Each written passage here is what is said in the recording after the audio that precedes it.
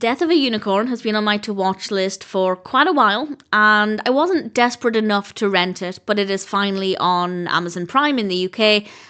I don't necessarily think it was worth the wait. I didn't love it, but it's okay, and there are some things that I think work quite well. This was released this year in 2025. It's directed and written by Alex Scharfman, and we have a cast including Paul Rudd, Jenna Ortega, Will Poulter, and various others. Obviously, we have a solid cast there, we have great performances, and the narrative sounded really interesting. Elliot is driving with his daughter to his boss's estate, and on the way they hit a unicorn.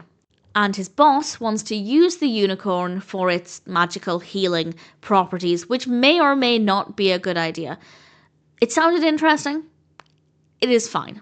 It works well enough, but I found it to be only mildly engaging. There were some scenes that were better than others, and there were times when I found it to be a little slow and a little boring, but it is thought-provoking and does ask the question of whether their actions are right or wrong, and yeah, that aspect of it I think was well handled. It just maybe isn't the most engaging story. I don't really feel like I fully enjoyed the tone of it. Wikipedia lists it as a dark fantasy comedy horror.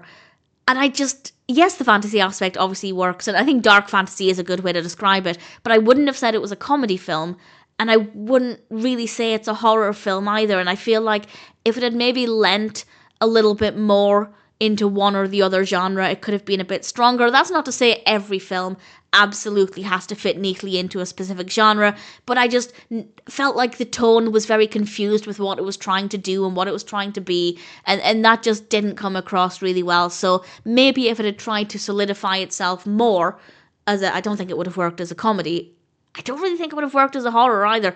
I think if they just stripped away those aspects and just made it a fantasy, I think it could have been a bit better. But there are scenes where I can see they're trying to be darker, trying to maybe lean into the horror a bit more. The comedy aspect, not so much. But again, I guess it's fine. We have some good performances, some believable characters, good camera work, good lighting. There's nothing really wrong with it. And there were some darker scenes that were okay.